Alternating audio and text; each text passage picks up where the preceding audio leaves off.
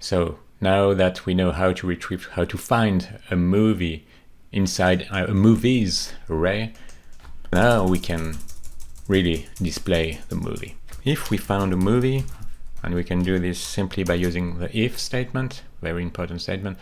So if this movie has a truthy value, meaning that it's not null nor undefined, that means that we can display the movie. So to display the movie, we need a place where to display it. We will go inside index.html, just below my calendar, which is right here. So right below calendar and before the form, create a div with an ID. We just use the shortcut of pound, the pound sign.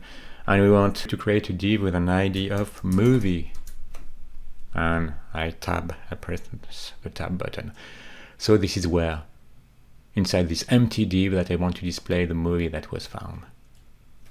How do we retrieve from JavaScript this piece of HTML that has an ID of movie? It's very simple.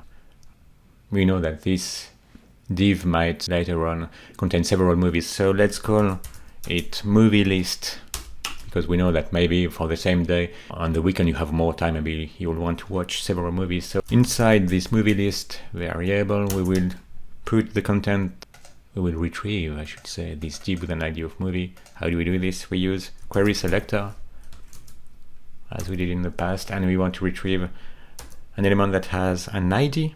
An ID is represented by this pound sign. We want to retrieve the element that has an ID of movie. So this one on line 15. Let's retrieve it. And let's see if this works. Let's see what this movie list is. So now, if I select this day, we know we have a movie here. Oh yes, here is the debugger. We will remove it. But you can see that it selected the console.log on line 49, displayed this div with an ID of movie. So JavaScript was able to select a div with an ID of movie. Let's remove the debugger so it doesn't stop. As it found a movie, it executed this code consisting in selecting a div with an ID of movie. So we want to change the content of the movie, of this movie div, so this movie list div. So this movie list points to an element that has an ID of movie. We know it's a div, and we can change its inner HTML. You see, programmatically, we can change the content of an HTML file. We could simply say, hello movie, just to see if it works. So at first, there is nothing here. You can see, if I select here, if I inspect, we can see that this div is empty. But as soon as I select a day that we know contains a movie, you see now it contains hello movie, hello movie. But hello movie, it's not interesting. So let's instead put some dynamic content, like, for example, the movie title. Our movie has a title, yes, it has. So let's instead display a movie title. If we go on January 17th, we display Terminator with the A is missing, but it doesn't matter.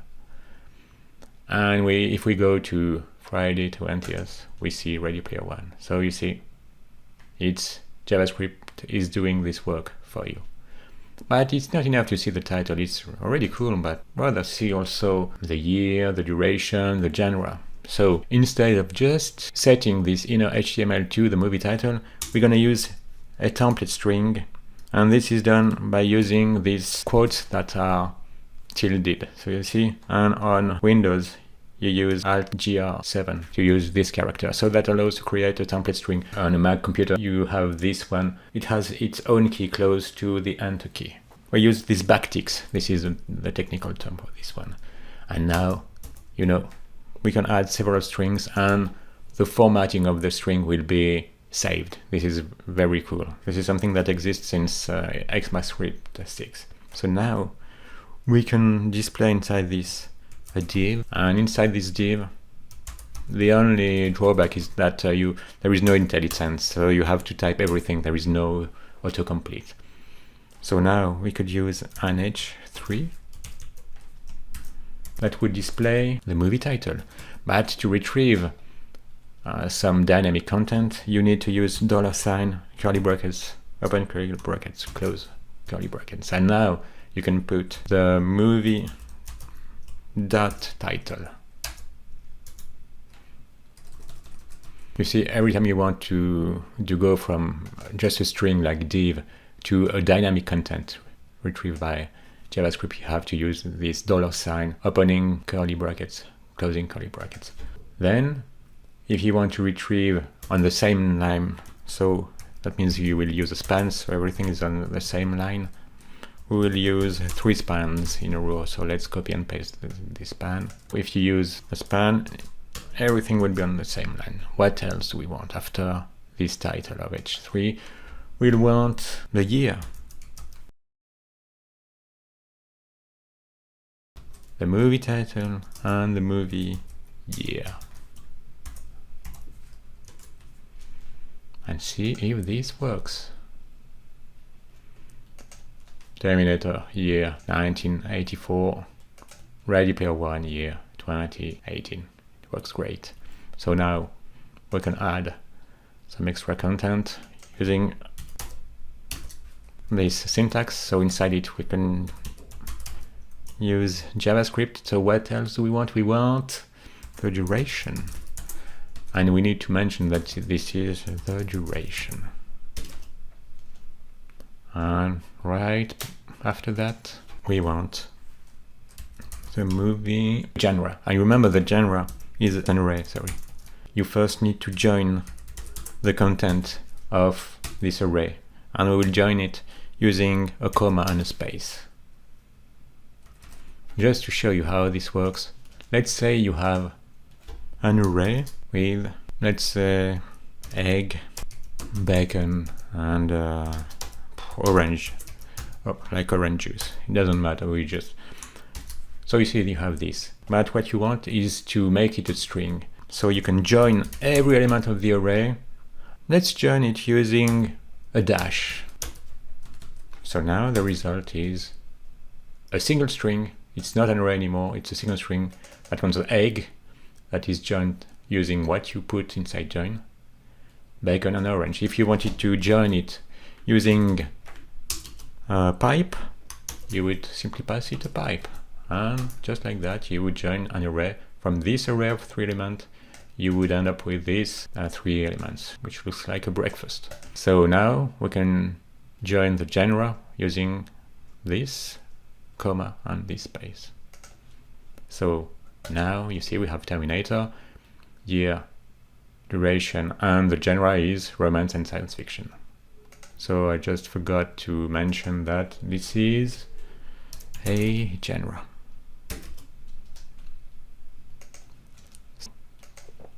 You see now we have a year, a duration, a genre. And it's on the same line because we use spans. So if we inspect, we can see that we have this span, this span, and this span. So when you have spans, it doesn't go on the next line. It's on the same line. And what if you have no movies on this date? So instead of displaying nothing, you can just use an else statement, which means that if there is no movie, so if movie is null or undefined, then you can take your movie list. So let's create this movie list again, or actually I should have put it outside of the if statement. So let's put it outside using A and the up arrow. And so we can reuse it, because when we declare it inside these curly brackets, it would exist. The scope of, we call the scope of movie list would be only between line 48 and line 55. So because the opening bracket is here and the closing curly bracket is here. But if you put it outside, so it exists now both inside if and else. So now we can use this movie list. We want to change it in HTML to a text that would simply say, we use backticks again, using this div.